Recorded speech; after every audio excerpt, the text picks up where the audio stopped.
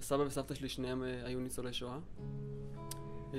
לצערי הם כבר אינם בחיים, אבל הם היו אנשים מאוד מיוחדים. סבתא שלי שרדה את אושוויץ, סבא שלי גם.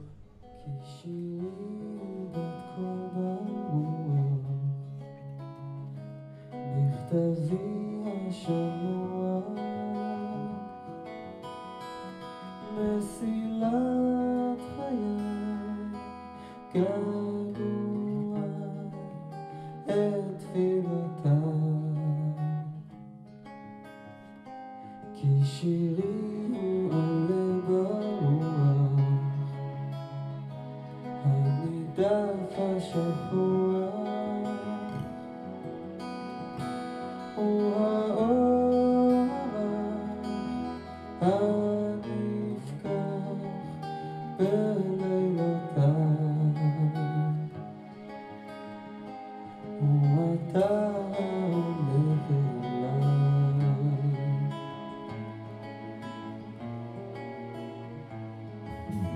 בעידודיי חולפות עליי תמונות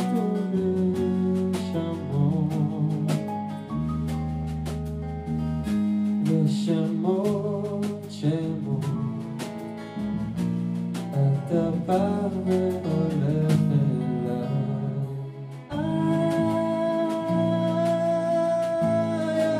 אתה סביב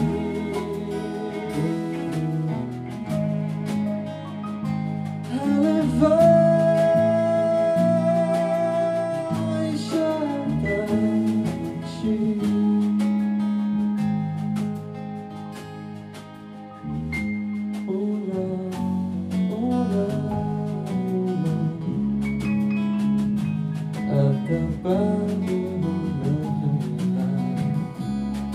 יצא לי להופיע הרבה בטקסים לאורך החיים שלי.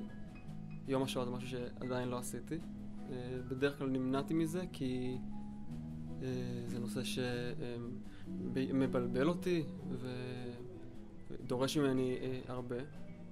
אבל השנה יש משהו גם במקום שאני מופיע בו, גם בקרבה שלו לבית שלי וללב שלי. סוף סוף אני חושב שאני יכול להתעסק בכל מיני שאלות שגם ככה עוברות במשפחה שלי, שהגיע הזמן לשאול. נופים